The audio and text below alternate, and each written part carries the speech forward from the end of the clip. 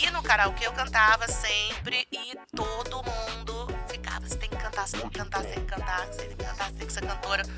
E aquilo ali, ó, né, na minha cabeça. Eu comecei a estudar, fazer aula de canto, comecei a pensar em repertório, que era uma coisa importante.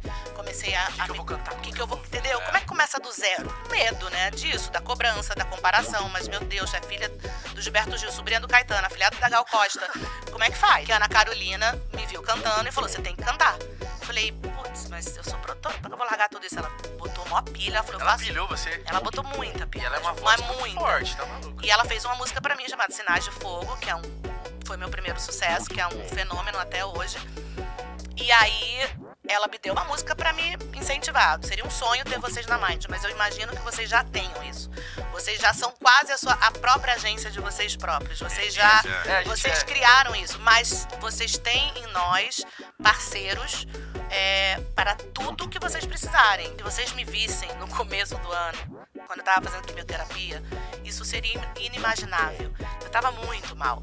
Então, como eu não vou ter um brilho nos olhos se eu conseguir chegar aqui? Se eu tô aqui podendo estar conversando com vocês, conhecendo vocês, me apaixonando por vocês, isso é vida. Oi, gente. Tudo bom com vocês? Fizeram uma contagem do nada, o 4 foi pra vai. Sejam bem-vindos a um Pode Pá, galera. Eu tô sem jeito de fazer isso aqui porque a gente ficou quase um mês distante desse universo nosso, né, Iguchi? Saudade da minha mesa. Porra, voltamos em grande estilo, né, Saudade irmão? de te olhar dessa perspectiva. É verdade. Saudade de estar ao vivo pra essa rapaziada, mano. Então chega deixando o seu like. Bate palma pra Preta Gil, gente! Aê, não, bate palma aí. Vou bater palma, isso. Eu gosto disso. Que amor! Que amor! Toma. Prazer tá ter bem? você aqui. Eu tô ótima, graças a Deus. Ah, que delícia. Muito prazer estar aqui. Eu sou assim por natureza, desde criança. Mas ao longo da vida, com a maturidade, a gente vai aprendendo a valorizar muito isso aqui que a gente está vivendo agora, sabe? É muito importante a gente retribuir a vida com essa alegria. Óbvio que todo mundo tem problema, óbvio que a gente passa por 1000 perrengues, mas se a gente não tiver uma positividade de que aquele lance vai ser resolvido, esse problema a gente vai tentar da melhor forma superar. Se a gente não tiver essa positividade, a gente vai se afundar, porque são os nossos problemas, os problemas dos outros, os problemas do mundo. Então a gente, se deixar, a gente, né, fica consumido por isso. Eu acho que depois de uma certa notoriedade também, começa a vir muito problema das outras pessoas também. Tipo, porque todo mundo acha que você consegue resolver tudo. Também tem um pouquinho disso. Eu comecei a trabalhar muito nova. Com 16 anos eu já estava trabalhando, correndo atrás do meu. Fazendo o quê? Eu comecei como estagiária de produção, com o Nizanguanais, que é um publicitário incrível. E na época ele fazia junto com o Zé Maurício Maclini, que é um grande amigo meu, que produzia um prêmio chamado Prêmio Sharp, hoje é o Prêmio da Música Brasileira. Caramba. E aí eu era aquela menina, sabe, que ficava ali na produção e... Preta, produtora corre, faz tudo, mas o assistente do produtor ele já faz tudo duas vezes. Duas vezes. Aquela primeira chegar, a última a sair. Era... Você gostava desse rolê de produção? Eu amava, tanto é que até hoje eu me considero muito produtora. E depois de uns anos eu abri minha própria produtora de cinema, junto com uma prima minha, Monique Arnenberg. Mas eu comecei muito nova e amava. E ali naquele momento, com 16 anos, eles já sacaram que eu era uma pessoa. Mas por que de você chegou resolver as coisas. nesse universo? Primeiro porque eu acho que era o mundo que me cercava, né? Os amigos dos meus pais e a galera que via que eu tava ali conversando numa mesa. Gente, poxa, eu tô querendo ganhar uma grana, não sei o quê. Ah, quer? Tem um estágio aqui pra você fazer. Topo. Aí eu fui, fiz. O Nizam ficou super impressionado com esse meu jeito produtivo de ser.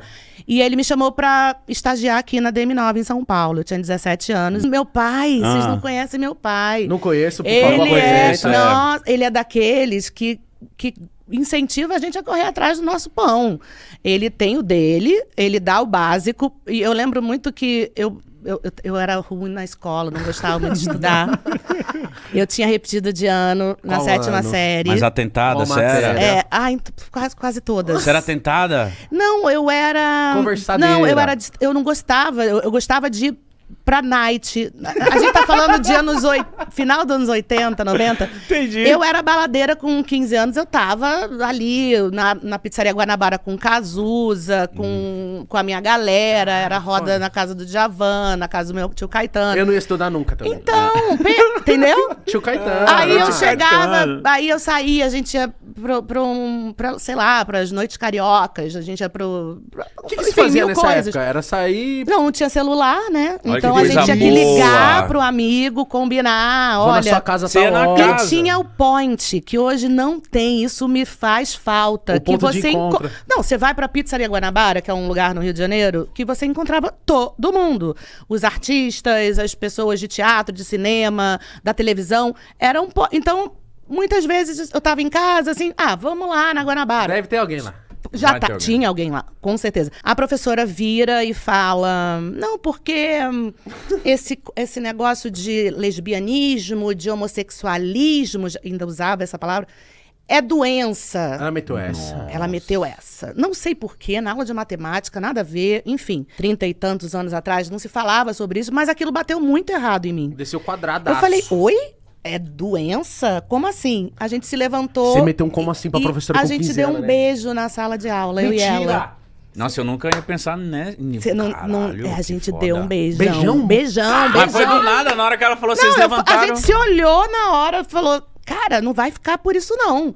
Se ela tá dizendo que... Aí a professora, o que tá acontecendo? O que tá acontecendo? Eu falei, a gente é doente. Se a senhora tá dizendo que ser lésbica é doença, então a gente é doente, meu pai, todo mundo é doente, aí foi uma confusão, a professora, os alunos, imagina, começaram a gritar. Aí a gente foi convidado a se retirar, mas a gente achou o máximo aquilo, a gente falava pra todo mundo. Vocês tiravam onda. Quando passou um tempo, um amigo meu falou assim, vocês estão ligados que vocês foram expulsas da escola? Porque... Pra você não tinha caído essa ficha. Não configurou a expulsão, configurou... A gente acreditou no bait era pra frente. da coordenadora, entendeu? A gente acreditou, falou, pô, a gente é foda, a gente é muito moderna, né? Essa escola é muito careta, Somos vamos embora papentex. vamos embora daqui. Quem me dava dinheiro era minha madrinha Gal.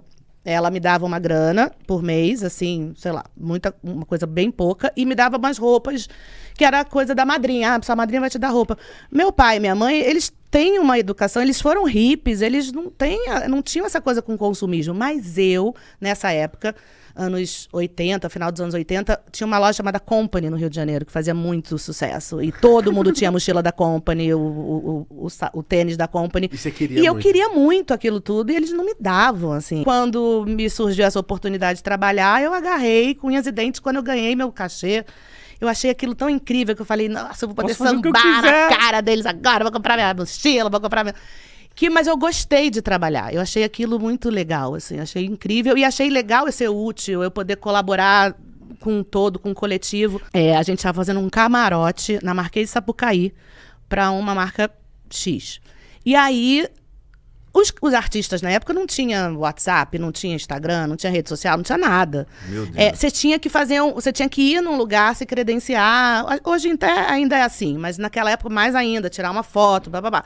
Quando chegou na véspera do camarote, a gente foi olhar a lista e as credenciais que estavam prontas, que na época se fazia credencial plastificada. Eu lembro que eu fiquei com a mão queimada, porque eu plastifiquei, acho que quase 1000 credenciais de a estagiária. E aí a galera sentiu que, sei lá, de 1000 convidados, 200, 300 não tinham feito o credenciamento. Sendo que dessas pessoas, muitos artistas famosos. Vou na banca de jornal. Com certeza vai ter foto deles lá. Comprei todas as revistas da época. Amiga, Manchete, Contigo. Essa ideia foi a sua ideia. Foi. Você não Porra. recortou, não, né? O quê? Se eu não recortei, Ficou quanto tempo fazendo isso? Cara, uma noite, uma madrugada, porque estagiário trabalhava de madrugada nessa época, a gente virava à noite. E aí a minha chefe falou, caramba, você foi gênia, nananana. E acharam o máximo. E isso ficou muito marcado, assim, na cabeça deles. Surge um teste para eu fazer para uma novela. Na época chamava Sex Appeal, a novela. Era Sex Appeal. E aí era um teste, enfim, uma galera fazia. Essa novela tinha vários estreantes, era com uma galera jovem. E aí eu fui fazer o teste e passei no teste. O primeiro teste? No primeiro teste eu passei. Como que era o teste? O que você tinha que fazer? Cara, putz, isso tem Você muitos lembra? anos. Mas era uma cena, tipo, de alguma novela que já existiu e... Tipo, Ai, remake. mãe, você não sei o que, não sei o que. Porque era um adolescente, né? Óbvio que era um adolescente, eu tinha 16 anos. E aí eu fiz o teste, passei no primeiro etapa do teste. E aí fiquei num misto de sentimentos. Eu fiquei meio com um cagaço, literalmente, e meio excitada. A Maria Carmen me chamou na emissora, era ali no Jardim Botânico, na Globo, e falou, você passou pro segundo teste e tá aqui o texto. Era um calhamaço, assim, de texto para decorar, um bloco. E quando eu fui para casa com aqueles textos, eu olhei para aquilo, eu falei, eu não vou conseguir. Eu fiquei com medo, com paura, não tinha quem falar. Enfim, não fiz o segundo teste. Peguei o meu ônibus, entrei no Viação Cometa, que vocês... Cometa. Não, vocês não pegaram. Eu peguei Cometa Não. 1001. Ah, respeita, Preta Gil. Cometa era prata, era tipo um ônibus meio antiguinho, assim. Fui muito pra Presidente Epitácio, 11 horas. Mítico não sabe do que a gente tá falando. Eu acho que não sei mesmo. Não sabe do que a gente tá falando. É Eu sou de Belém, Você é? Sou. Olha, não sabia. Sou. Tenho muitos fãs de lá de Belém. Maravilhoso. O quê? Sorvete Cairu? Não esqueça tudo. Melhor tapioca e açaí? mestiço. Você é Tapioca louco. com açaí. conversa vocês Não. dois. Foi só uma pausa. Foi só um pause de Belém aqui. É importante falar, nessa época não tinha esse papo de... não, vamos prestar atenção nos adolescentes, vamos, né? Hoje em dia a gente tem uma... Naquela época era muito difícil, né? Deixa rolar, Quem Preta. era consolidado vai ficar E meu aqui, pai não acabou. falou, você não quer estudar? Você não quer estudar, você tem que trabalhar. Eu tinha 2 trabalhos pra pegar. Um era como fazer uma novela, Sim. E eu preferi ir pra São Paulo. Comecei a namorar o Otávio, pai do Francisco. Fiquei grávida do Francisco. Com 20, o Fran nasceu.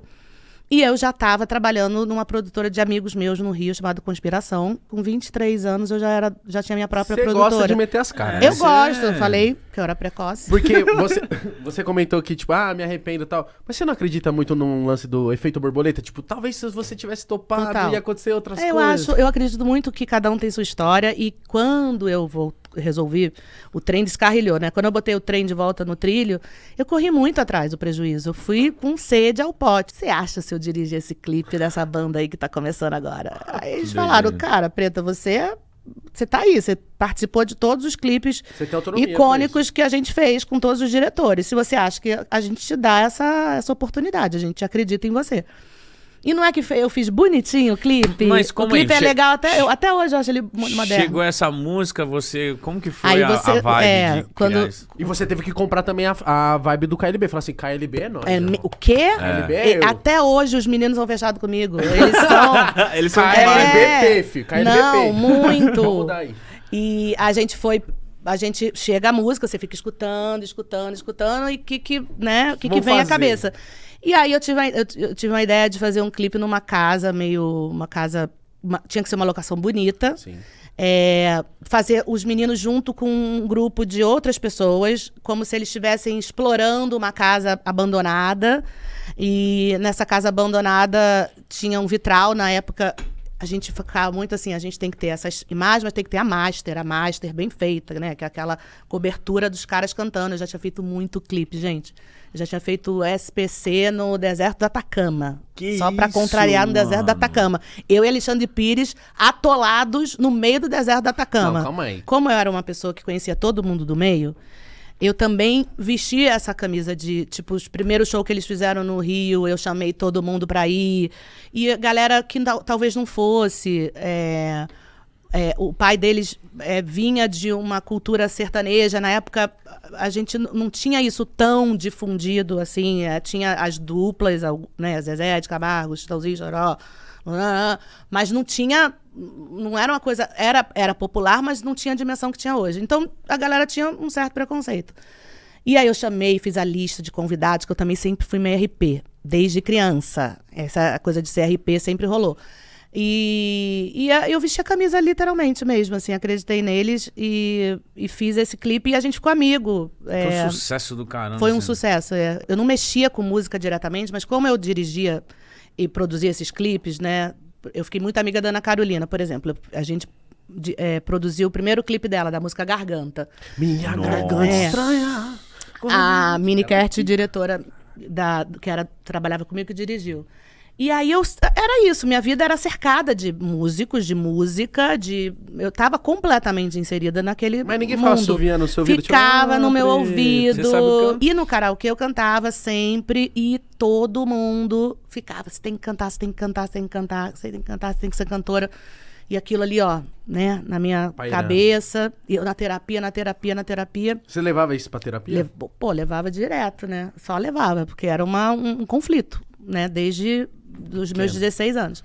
E aí, uma hora, graças a Deus, juntou um monte de coisa. Eu sonhava com meu irmão Pedro. Ele falava comigo nos sonhos. E o que ele te falava? Ele falava tipo isso, assim, era sempre a gente no palco, cantando. Ele tocava bateria, ele era batera. Tocava com meu pai e com o Lulu Santos. E ele sempre tocando e eu sempre cantando com ele. Era sempre a gente no palco. E sempre... E eu falava, cara... Aí eu levava isso pra minha terapia, a gente interpretava, eu e meu terapeuta. E ele falava, cara, eu acho que isso quer dizer que você tá com vontade de sair de trás das câmeras e ir pra frente. Falei, acho que a hora é agora. E aí, junto com a minha ajuda do meu terapeuta, com os sonhos do meu irmão, aquilo me impulsionou. E aí eu virei pra minha sócia na época e falei, olha, eu vou sair da produtora. Ela falou, só que... Nossa senhora. Só que não, no caso, não dá pra você sair agora, nem dá pra você sair daqui a um mês. Eu comecei a estudar, fazer aula de canto... comecei a pensar em repertório, que era uma coisa importante. Comecei a... O que eu vou cantar, como que eu eu vou vir? Entendeu? Como é que começa do zero? Porque me deu um medo, né? Disso, da cobrança, da comparação. Mas, meu Deus, é filha do Gilberto Gil, sobrinha do Caetano, afilhada da Gal Costa. Como é que faz? Eu tive que começar do zero. Pô, Tipo, com como é o meu 28. som? O que eu quero cantar? Isso, eu como queria é muito que... saber disso, Preta. Como foi Pois pra você é. decidir o que cantar, a minha primeira música, eu vou cantar como? Sabe? Qual é a minha Qual a vibe? interpretação? Qual é a minha Exatamente. vibe? Exatamente. Por isso que aí eu, na época, me reuni com alguns amigos. Davi Moraes, que é um primo meu muito foda, um dos maiores guitarristas do Brasil. Ele, na época, estava tocando com a Marisa. Não, minto, na época ele era casado com a Ivete. E ele falou pra mim, prima, eu tenho uma galera aí pra te apresentar, que eu acho que pode colar com você. Ele fazia um som que eu achava massa, que tinha muito dessa coisa da África diaspórica, assim, de swing, de afoxé, mais misturado com uma coisa mais atual. Era o que depois a gente apelidou de afoxé funk, que é um ritmo que é derivado dos blocos afros da Bahia, dos afoxés, mais moderno, mais swingado. E eu falei, cara, eu quero fazer meio que um som parecido com o seu. Ele falou, vamos atrás do pessoal. Que a Ana Carolina me viu cantando e falou, você tem que cantar.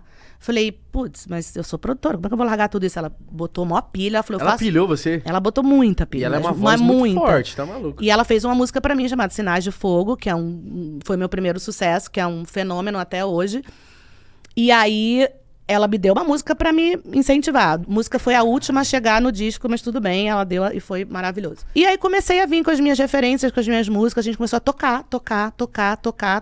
Você se internou nessa casa aí? Entendi. Foi vindo o swing, e a gente fez o meu primeiro show no Rio, no dia 18 de junho de 2002. Há 21 anos atrás. E a Vânia era uma puta fotógrafa que eu tinha como um sonho trabalhar com ela. Chamei ela pra fazer a capa do disco, ela topou. O Fernando Zarif, um outro amigo meu muito foda, que era um diretor de arte, fazia capas de discos de Paralamas, Titãs, que era minha turma.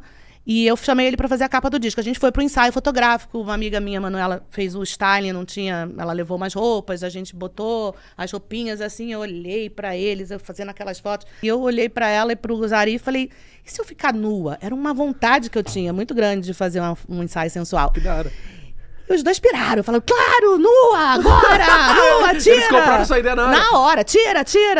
E aí eu tirei a roupa, literalmente, e a gente começou a fazer um nu que não fosse, obviamente, explícito. Eu tinha senso algum, né?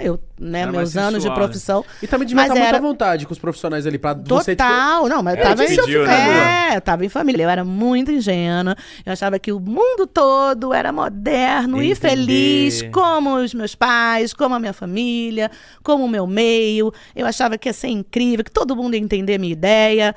Tanto é que quando eu mostro as fotos pro meu pai, A primeira coisa que ele fala é desnecessário, Preta. Desnecessário. Ele fala e fala... E aí eu falei, caraca... Eu fiquei no misto. Eu falei, cara, meu pai tá sendo careta, é isso mesmo? O meu pai? Meu pai, o Gilberto Gil, tá sendo careta. E o cara não tava sendo careta e podia até estar sendo um pouco... ciumento, pô. Um pouco, talvez. Mas ele me alertou, ele falou, olha, isso aí vai chamar muita atenção. Eu falei, cara, então tá ótimo se for chamar muita atenção. Vambora. Mas eu não sabia que isso ia chamar mais atenção do que a minha música. Preta, você tem como tá amanhã às 9 da manhã na gravadora? Eu falei, mas por quê? Não, porque todos os jornalistas estão loucos, eles ouviram o disco, eles estão muito empolgados. E a gente vai conseguir juntar amanhã mais ou menos uns 15 jornalistas para fazer não sei o que, nananã. Não vai ser presencial, vai ser... Skype? Não tinha Skype. Tinha um negócio grandão assim no meio da sala, fazia... Era telefone mesmo. Você ligava e aí você falava. Como é que é o nome daquilo? Conferência. Isso. Aí...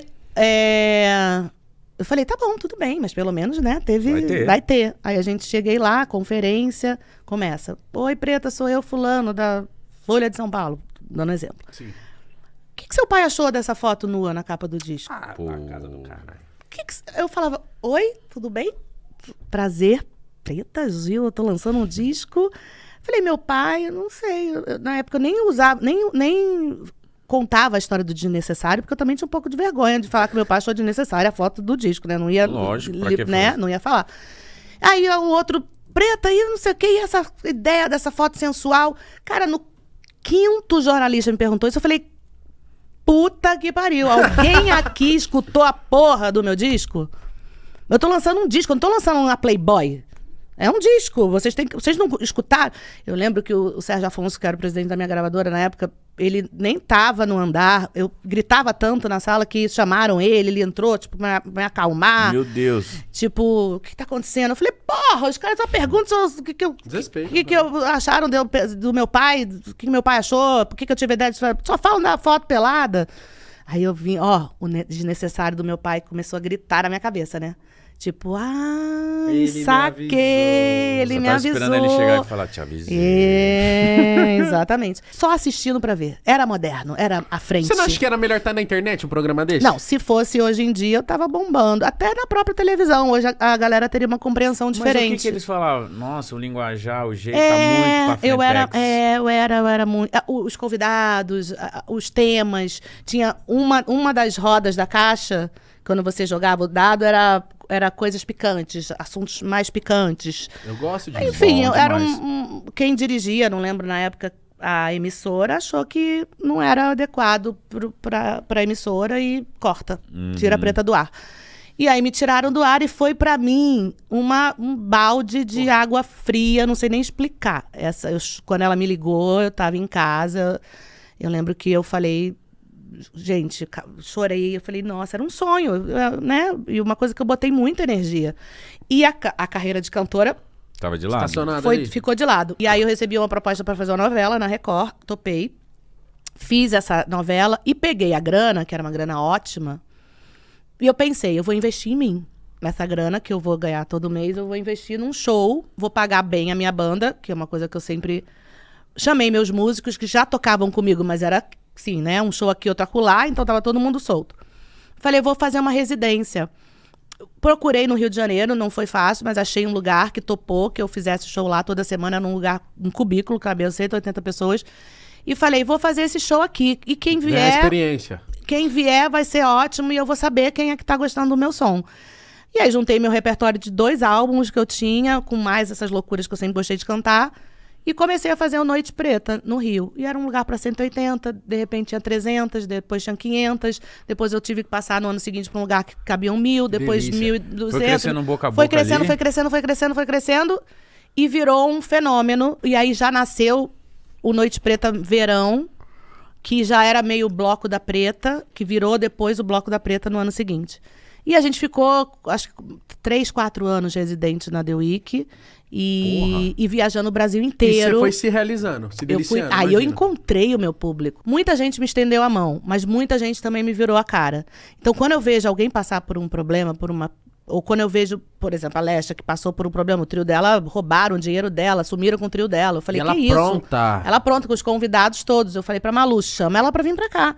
Com todo mundo, vem pra cá. E ela foi, subiu no trio, cantou, fez o show dela, os convidados dela se apresentaram. Ah, Preta, mas não tirou seu espaço? Não, a gente só somou, a gente só se engrandeceu uma a outra e ao público. Foi bom pra todo mundo. Uma das maiores realizações que eu tenho na vida, além de realizar os meus próprios sonhos, é realizar os sonhos dos outros. Então, se eu tenho na mão muitas possibilidades, ferramentas, cartas pra ajudar, Catapultar alguém. entendeu? Tipo, não dá pra eu ver a Ludmilla, por exemplo, começando e falar, não vou fazer nada. Cara, vem aqui cantar na minha festa. Ela cantou no meu aniversário de 40 anos. Ela tava começando, foi um dos primeiros shows que ela fez.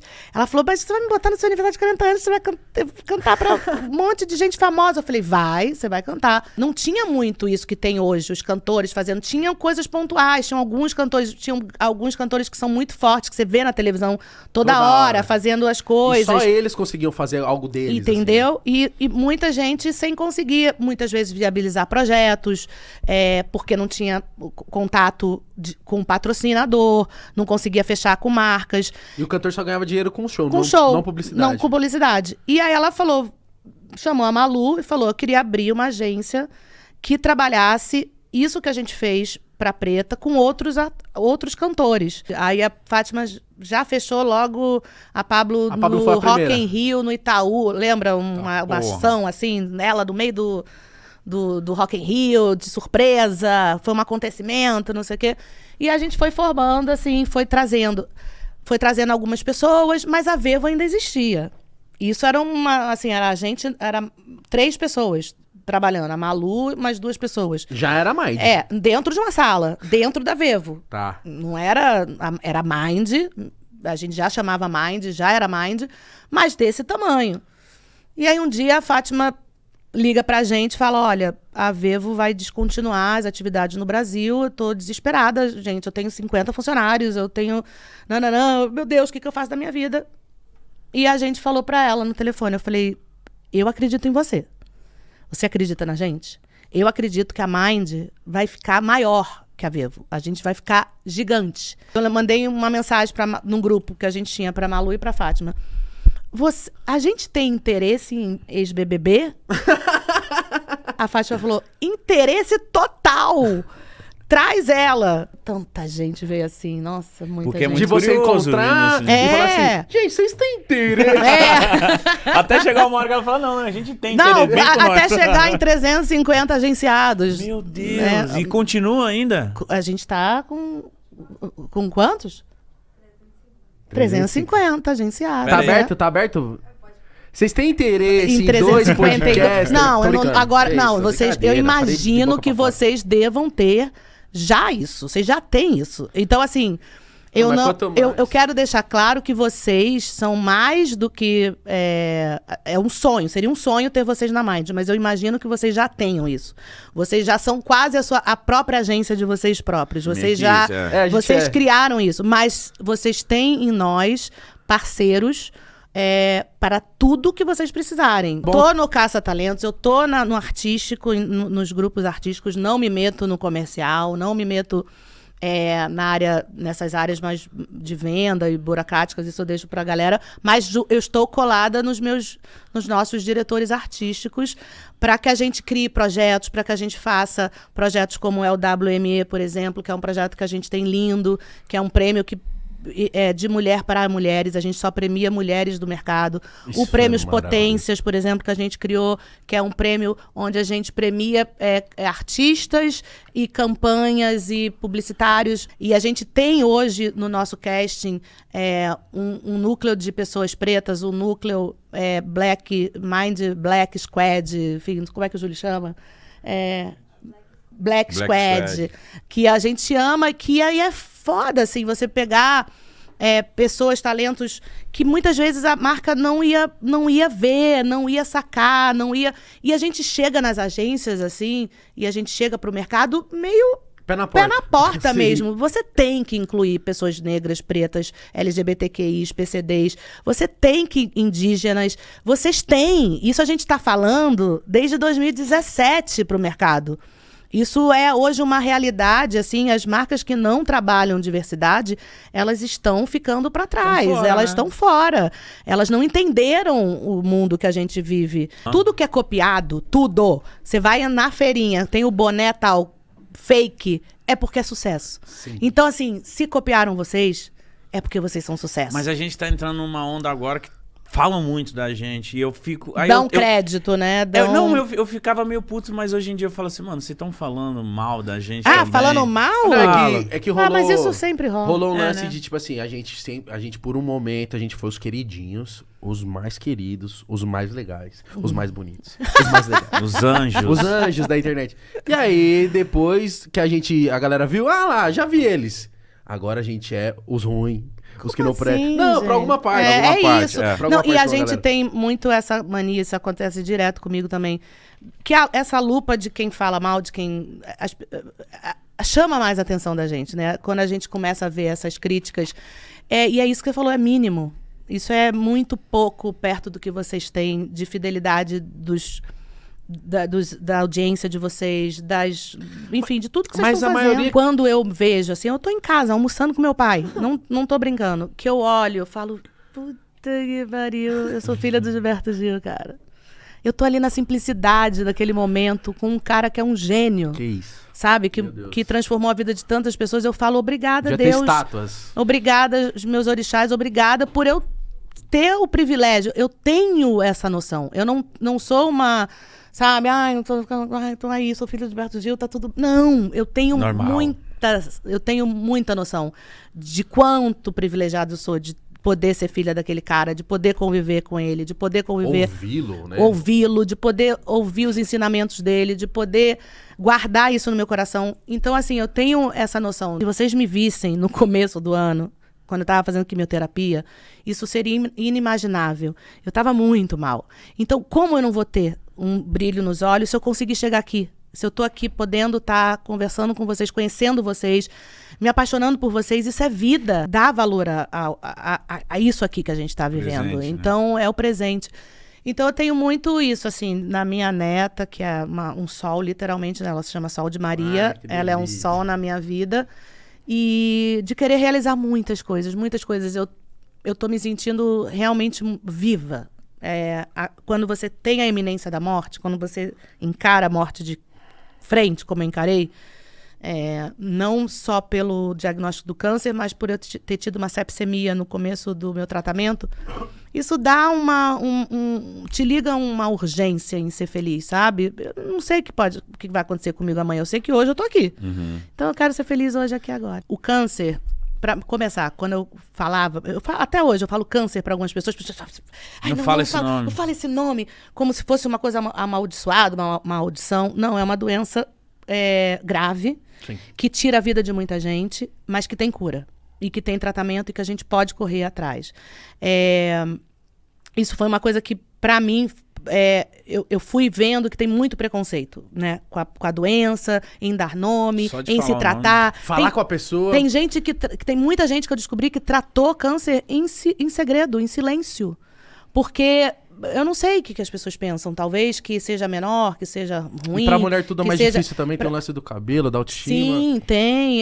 Eu fiz um tratamento, é importante falar que cada câncer é um câncer, cada pessoa tem um tratamento e cada câncer tem um tipo de protocolo. O meu protocolo, isso é uma coisa que a gente pensa muito, né? Vou ficar careca? O meu médico falou, você vai perder muito cabelo, mas você não vai perder cabelo em tufos. Então, isso aqui, tudo que vocês estão vendo, aplique. Eu tenho muito pouco cabelo, sobrou... mas isso é o de menos. E isso é uma coisa que eu encontrei muitas mulheres nessa minha trajetória que passaram por situações até piores do que a minha. Mas hoje eu consigo respirar melhor, hoje eu consigo ter prazer em várias coisas da minha vida. Tenho prazer de estar aqui com vocês. Tenho essa gratidão de estar viva e sei que amanhã eu vou estar melhor que hoje. Amém. E depois eu vou estar melhor, e que o tempo realmente sara todas as feridas. Curtiu? Eu amei. Você achou que foi chave? Foi chave! Foi chave. Nossa! Foi mais do que chave, sei lá. Foi um chaveiro inteiro. Qual que é o nome? Foi um molho. Foi um molho de chave, foi o chaveiro todo, foi incrível. Preta, de verdade, te desejo toda a saúde, paz e harmonia do mundo, todas as felicidades. Muita Você é uma vida. pessoa realmente maravilhosa e a gente conversou só agora. Mas o que eu ouço das outras pessoas, eu realmente precisava te conhecer, o Mítico também. Obrigado por isso. Eu também precisava conhecer vocês, não é à toa que vocês fazem o sucesso que vocês fazem e que as pessoas amam vocês. Vocês são muito queridos, muito legais, foi muito divertido e poder ter a oportunidade de contar minha história aqui pra vocês, pro público de vocês. E aqui você volta a muito hora que você especial, quiser. com certeza. Salve, rapaziada, esse é o nosso canal oficial dos melhores momentos. E ó, Mano, se inscreve aí que vai estar os melhores momentos aqui, né? exatamente, a gente conhece, sabe que a nossa audiência às vezes não tem tempo pra ver todo o papo, também não quer ver só os cortes, quer ver os melhores momentos. Então é aqui Tá que você aqui. tem que ver, tá bom? Clica no sininho, se inscreve e os melhores momentos vão ser sempre aqui. Verde, a cor do canal é verde.